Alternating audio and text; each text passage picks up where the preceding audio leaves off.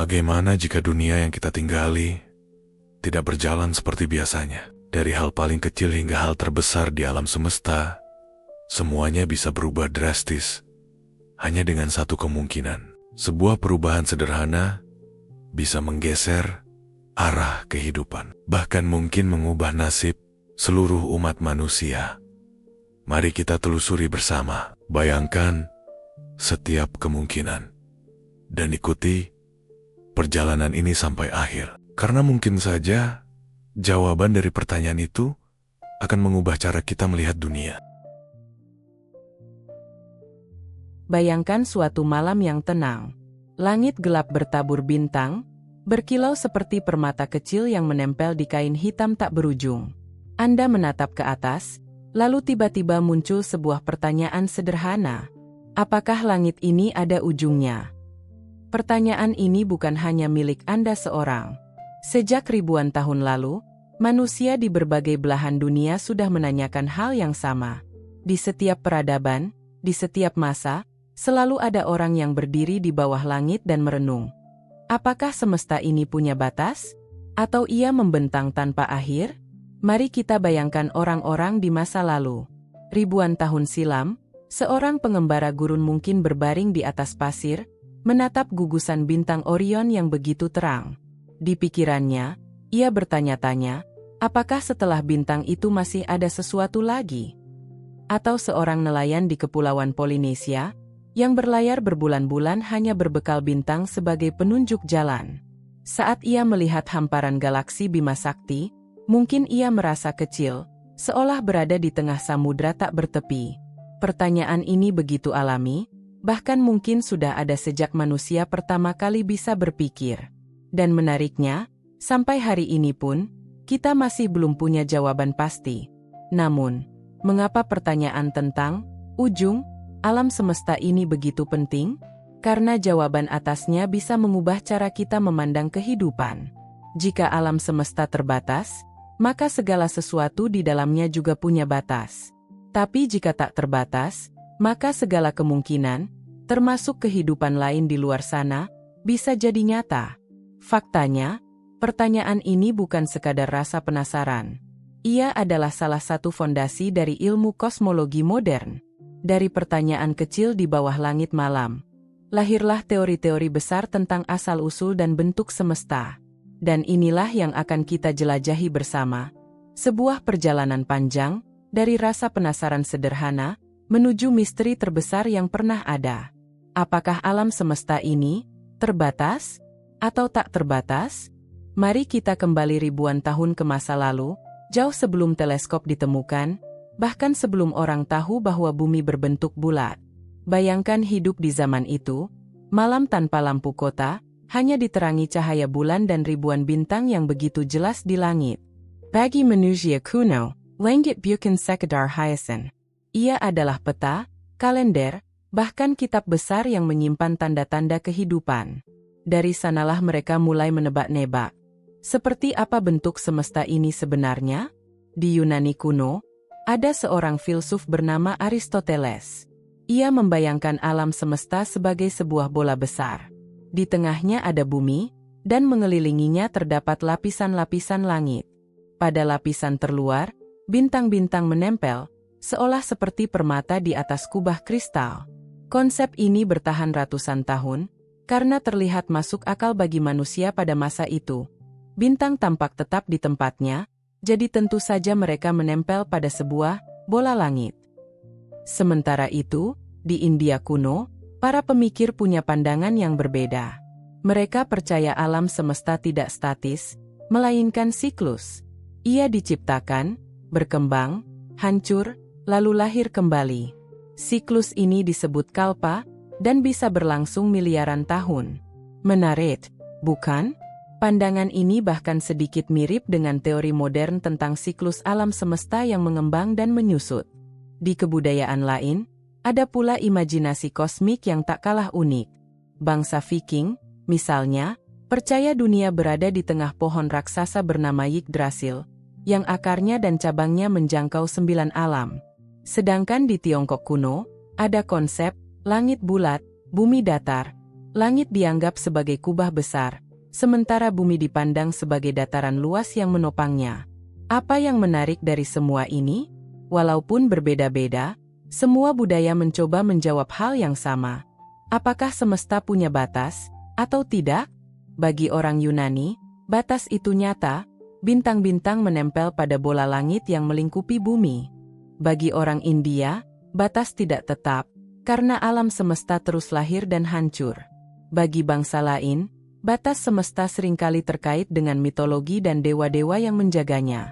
Dan meskipun pandangan mereka tampak kuno dan tidak ilmiah, kita bisa melihat satu benang merah. Manusia selalu berusaha mencari pola, menjelaskan sesuatu yang jauh lebih besar dari dirinya. Dengan mata telanjang, imajinasi, dan keyakinan, mereka membuat gambaran awal tentang bentuk semesta.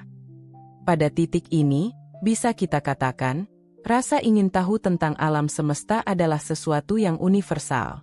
Ia bukan milik satu bangsa atau satu zaman saja, melainkan bagian dari sifat dasar manusia. Dan disinilah cerita kita berlanjut. Dari mitos, ke filsafat, hingga akhirnya menuju revolusi besar dalam pandangan manusia tentang semesta. Ketika teleskop ditemukan, dan kita sadar bahwa alam jauh lebih luas daripada sekadar bola bintang di langit. Bayangkan Anda hidup di abad pertengahan. Malam hari, Anda menatap langit. Bintang-bintang terlihat indah, tapi juga tampak tenang, seakan tidak pernah berubah. Hampir semua orang di dunia saat itu percaya satu hal, bahwa bumi adalah pusat dari segalanya. Semua benda langit dianggap berputar mengelilingi kita. Inilah pandangan yang dikenal dengan nama geosentris, pandangan bahwa bumi adalah pusat alam semesta. Pandangan ini begitu kuat, bukan hanya karena didukung oleh filsuf besar seperti Aristoteles dan Ptolemeus, tetapi juga karena tampak sesuai dengan apa yang dilihat mata manusia sehari-hari. Matahari terbit dari timur, terbenam di barat. Bulan bergerak di langit malam. Jadi, sangat masuk akal jika orang menganggap semua itu mengitari kita. Namun, perlahan-lahan, pandangan itu mulai retak. Ketika teleskop ditemukan pada awal abad ke-17, seorang ilmuwan bernama Galileo Galilei mulai mengamatinya dengan saksama. Ia menemukan sesuatu yang mengejutkan. Ternyata bulan punya permukaan penuh kawah dan gunung, bukan bola mulus sempurna seperti yang dikira orang. Ia juga melihat bintang-bintang yang jauh lebih banyak dari yang bisa dilihat mata telanjang. Bahkan, ia melihat planet Jupiter memiliki bulan-bulannya sendiri. Ini artinya, tidak semua benda berputar mengelilingi bumi. Temuan Galileo mengguncang kepercayaan lama. Pandangan heliosentris, bahwa matahari adalah pusat tata surya, bukan bumi, semakin mendapat bukti kuat. Tapi, kejutan besar belum berhenti di situ. Beberapa abad kemudian, seorang astronom bernama Edwin Hubble membuat penemuan yang benar-benar mengubah cara kita memandang alam semesta. Pada tahun 1920-an, dengan teleskop raksasa di Mount Wilson, Hubble menemukan bahwa bintang-bintang samar yang selama ini dianggap bagian dari Bima Sakti, ternyata bukan bintang di galaksi kita. Mereka adalah galaksi lain. Bayangkan perasaan manusia saat itu. Selama ribuan tahun, kita berpikir Bima Sakti adalah keseluruhan alam semesta. Ternyata, Bima Sakti hanyalah satu dari miliaran galaksi yang ada di luar sana. Mendadak, semesta terasa jauh lebih luas, bahkan mungkin tak terbayangkan batasnya. Inilah yang saya sebut revolusi pandangan. Dari merasa bahwa bumi adalah pusat, lalu sadar bahwa matahari adalah pusat tata surya, hingga akhirnya tahu bahwa matahari hanyalah satu bintang kecil di sudut galaksi. Dan galaksi kita sendiri hanyalah setetes air di samudra kosmik yang luar biasa besar. Perubahan ini bukan hanya soal ilmu pengetahuan, tapi juga soal cara manusia memandang dirinya sendiri. Kita tidak lagi berada di pusat semesta. Kita hanyalah bagian kecil dari sesuatu yang jauh lebih besar. Pertanyaannya kini semakin mendesak. Kalau galaksi kita bukan satu-satunya, kalau semesta ternyata begitu luas, apakah ia punya ujung? Atau justru, semakin kita mencari batasnya, semakin kita sadar bahwa ia mungkin tak terbatas? Dan untuk menjawab pertanyaan itu, kita perlu melihat lebih jauh lagi. Menyelami penemuan tentang bagaimana alam semesta ini ternyata mengembang. Bayangkan sebuah balon yang ditiup perlahan. Pada awalnya, balon itu kecil, permukaannya rapat, dan segala sesuatu di atasnya menempel berdekatan. Tapi semakin Anda meniup, balon itu mengembang, permukaannya meluas, dan titik-titik di atasnya saling menjauh satu sama lain. Sekarang, bayangkan bukan balon, melainkan alam semesta. Inilah salah satu penemuan paling mengejutkan dalam sejarah sains. Alam semesta tidak diam, melainkan mengembang. Penemuan ini datang pada awal abad ke-20, ketika Edwin Hubble, astronom yang kita bahas di bab sebelumnya, membuat pengamatan lebih dalam terhadap cahaya galaksi jauh. Ia menemukan fenomena yang disebut redshift atau pergeseran merah. Apa maksudnya? Cahaya, ketika bergerak, bisa berubah panjang gelombangnya. Jika sebuah benda bergerak menjauh dari kita, gelombang cahayanya meregang, bergeser ke arah merah. Dan ternyata, hampir semua galaksi yang diamati Hubble menunjukkan pergeseran merah. Artinya, mereka menjauh dari kita. Dan bukan hanya menjauh secara acak, melainkan dengan pola tertentu. Semakin jauh sebuah galaksi, semakin cepat ia menjauh. Ini yang kemudian dikenal sebagai hukum Hubble. Bayangkan kembali balon yang mengembang. Kalau Anda menggambar titik-titik di permukaannya, maka saat balon ditiup, semua titik itu akan saling menjauh. Tidak ada satupun titik yang benar-benar jadi pusat. Setiap titik akan melihat titik lain bergerak menjauh. Sama seperti itulah galaksi-galaksi di alam semesta. Penemuan ini mengubah segalanya. Sebelumnya, banyak ilmuwan berpikir alam semesta itu statis, tidak berubah. Bahkan Albert Einstein sempat memasukkan konstanta kosmologis dalam teorinya, hanya supaya persamaan matematikanya menunjukkan alam semesta yang stabil.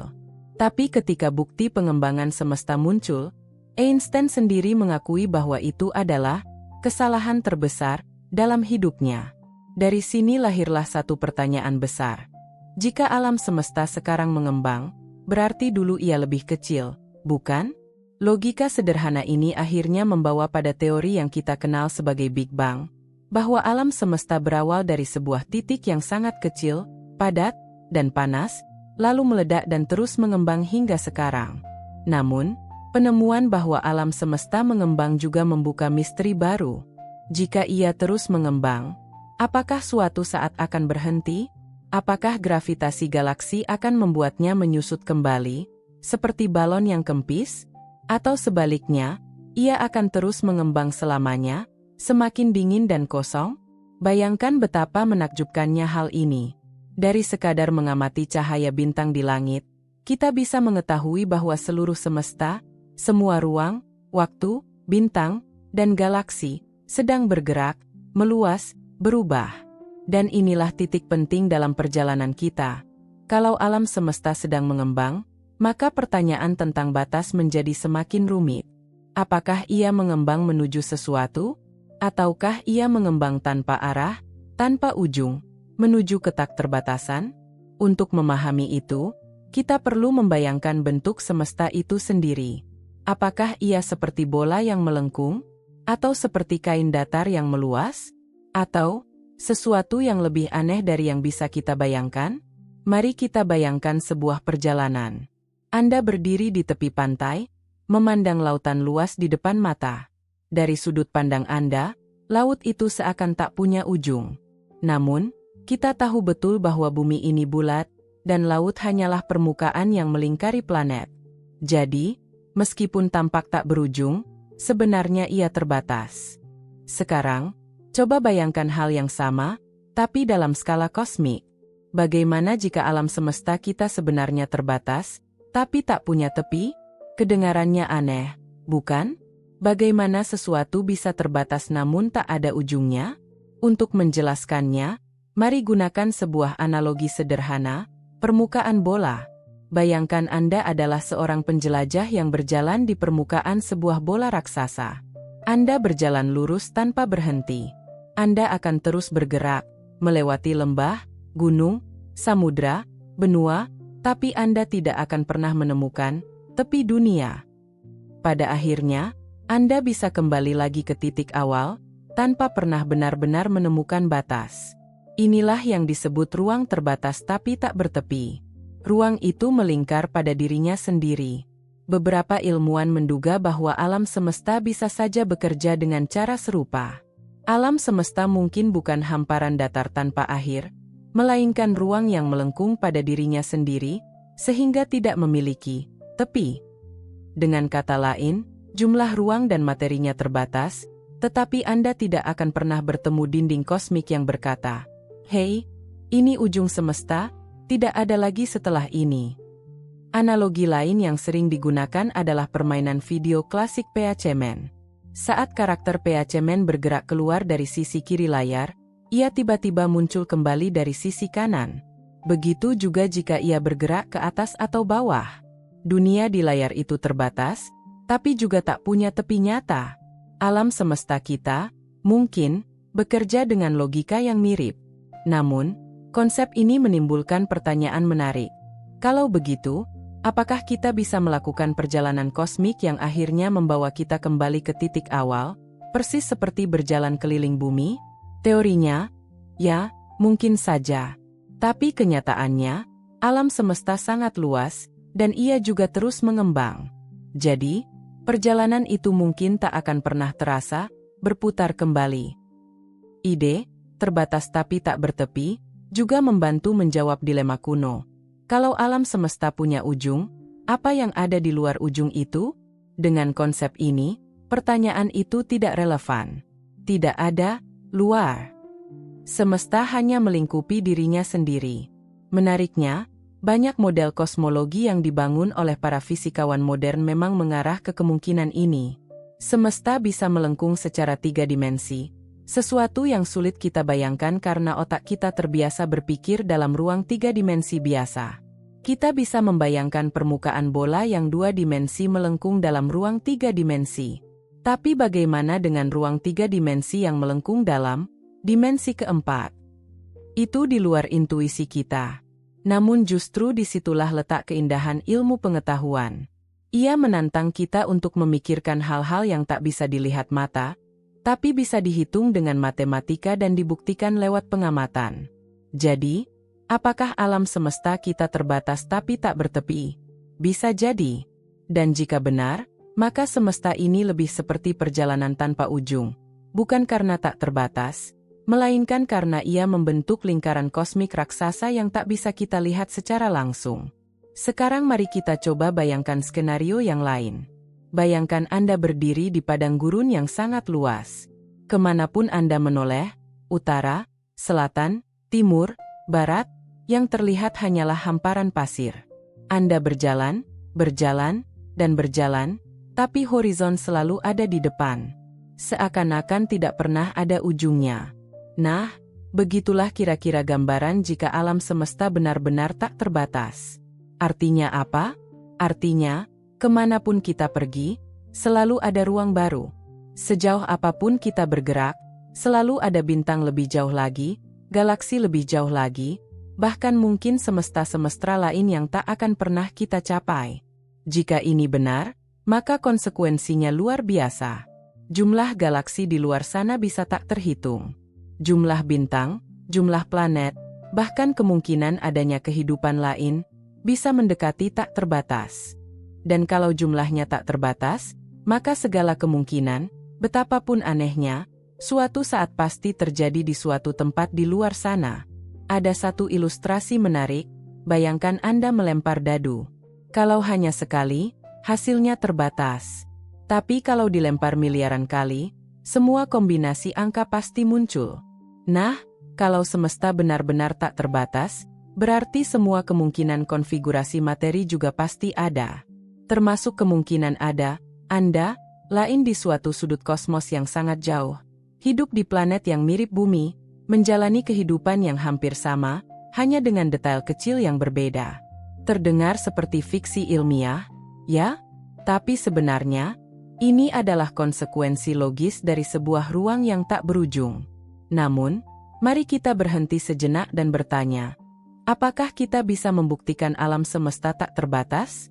Nah, disinilah masalahnya. Saat ini, kita hanya bisa mengamati bagian alam semesta yang disebut alam semesta teramati, yaitu sejauh mana cahaya sempat sampai ke bumi sejak awal mula Big Bang. Di luar itu, ada wilayah kosmos yang mungkin ada, tapi cahayanya belum sempat sampai kepada kita, atau bahkan mungkin tidak akan pernah sampai. Jadi, meskipun teori mendukung kemungkinan alam semesta tak terbatas, bukti langsungnya masih belum bisa kita peroleh. Dan kalau alam semesta memang tak terbatas, muncul lagi pertanyaan yang lebih besar, bagaimana dengan energi? Bagaimana dengan hukum fisika? Apakah semuanya juga tak terbatas? Pertanyaan-pertanyaan ini membuat para ilmuwan semakin penasaran sekaligus bingung. Jadi, di satu sisi kita punya gambaran alam semesta yang terbatas tapi tak bertepi, seperti bola kosmik raksasa. Di sisi lain, kita punya gambaran semesta tak terbatas, membentang tanpa akhir, penuh dengan kemungkinan tak terhitung.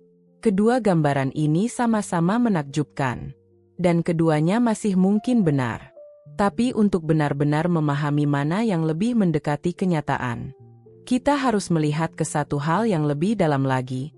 Bentuk atau geometri alam semesta itu sendiri. Apakah ia melengkung seperti bola?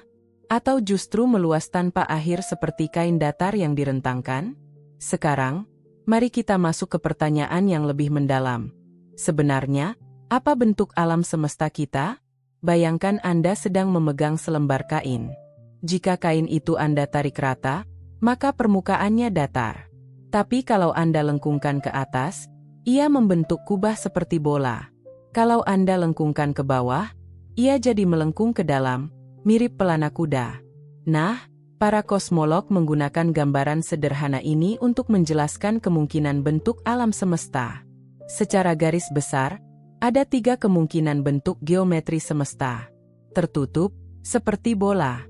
Dalam model ini, alam semesta melengkung ke dalam, mirip permukaan bola. Kalau Anda berjalan cukup jauh, pada akhirnya Anda bisa kembali ke titik awal, persis seperti mengelilingi bumi. Semesta semacam ini berarti terbatas, meskipun tak punya tepi. Terbuka, seperti pelana kuda.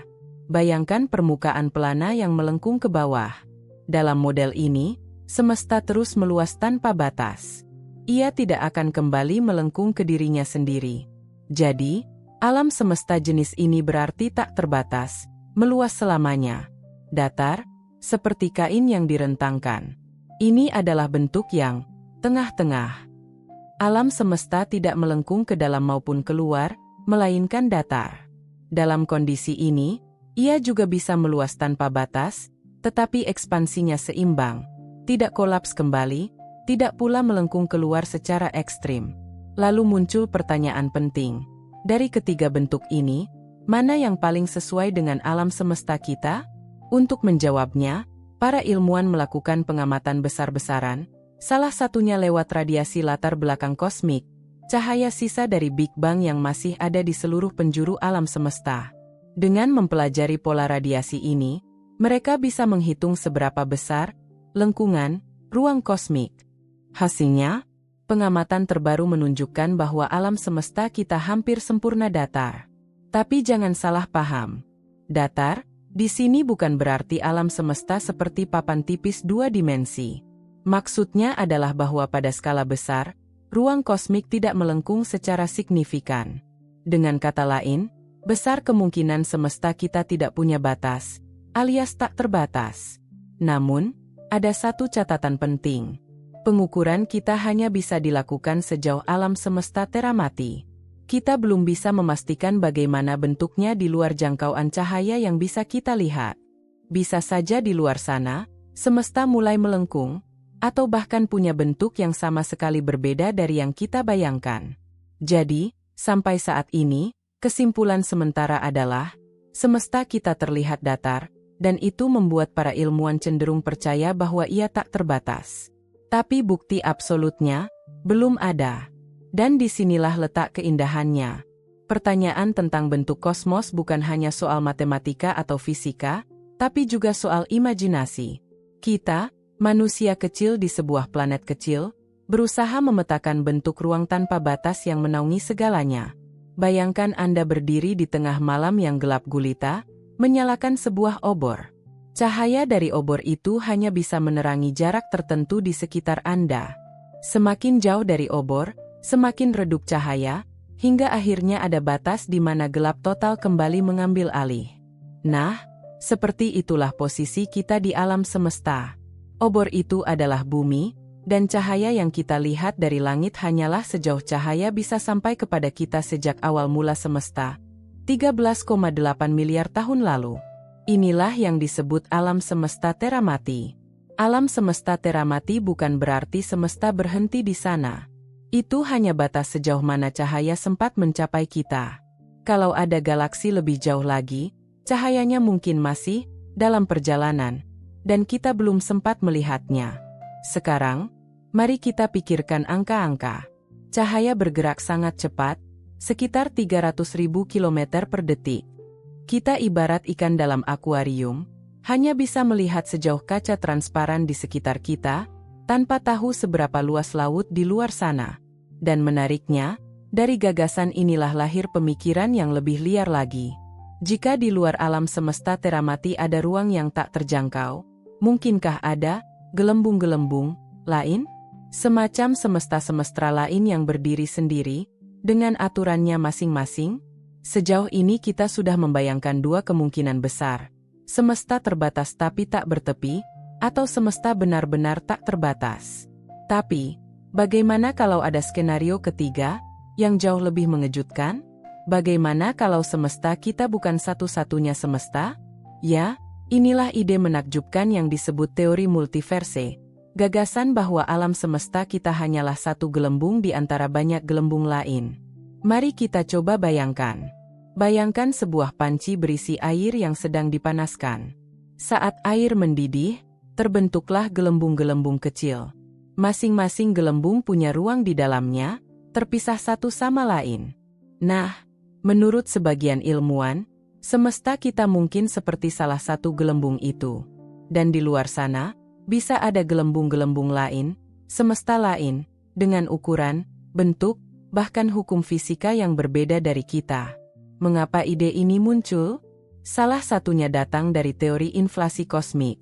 Teori ini mengatakan bahwa sesaat setelah Big Bang, semesta mengembang dengan kecepatan yang luar biasa cepat. Proses ini mungkin tidak hanya melahirkan satu ruang besar yang kita huni sekarang, tapi juga menciptakan banyak kantong ruang lain yang masing-masing berkembang menjadi semesta-semesta terpisah. Kalau benar, maka multiverse bukan hanya mungkin, tapi bisa jadi tak terhitung jumlahnya. Konsekuensinya luar biasa. Bayangkan di semesta lain, bintang mungkin terbentuk dengan cara berbeda. Atau hukum gravitasi tidak sama seperti di sini. Bahkan, mungkin ada semesta yang terlalu kacau untuk memungkinkan kehidupan.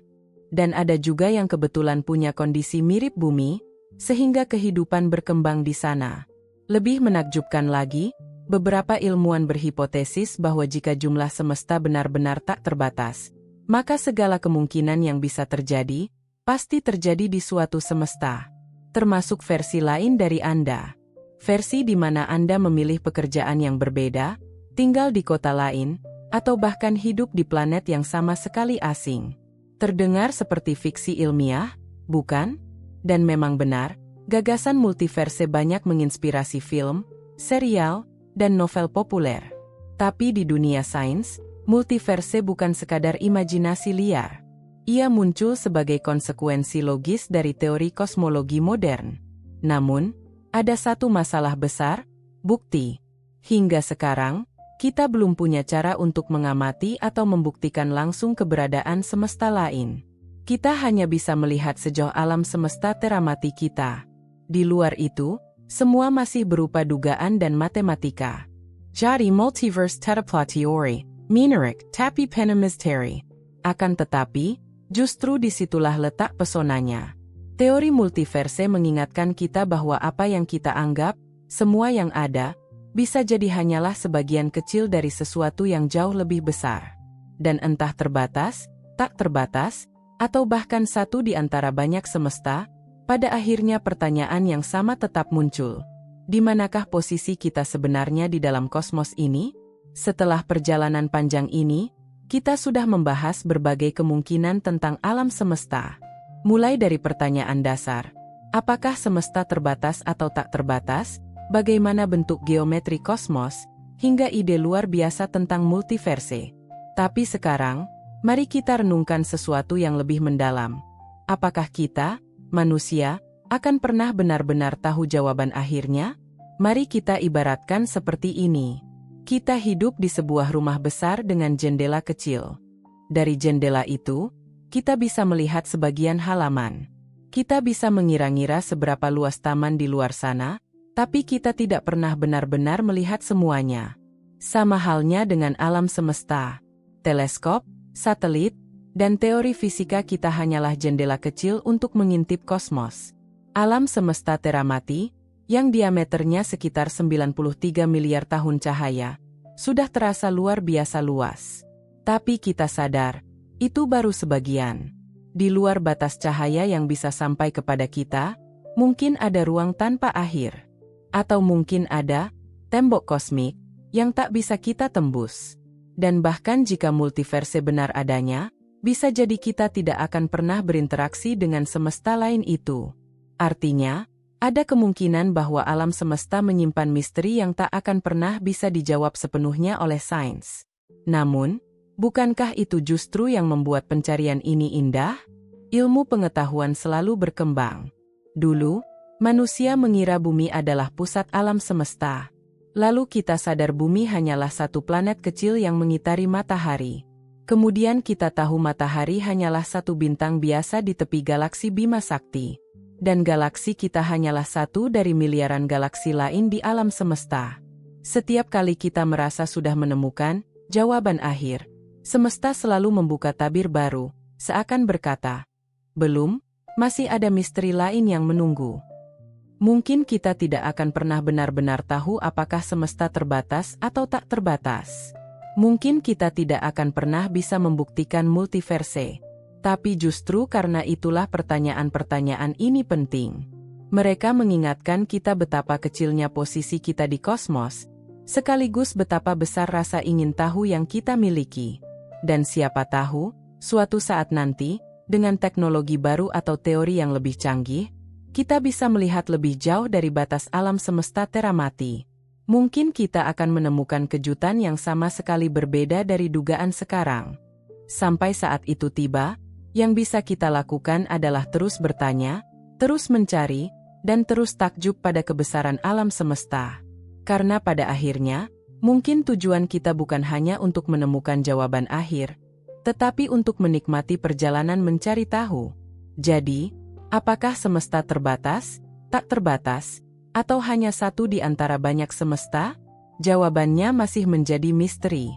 Namun satu hal pasti, rasa ingin tahu manusia akan selalu melampaui batas, sama seperti semesta yang terus meluas tanpa henti.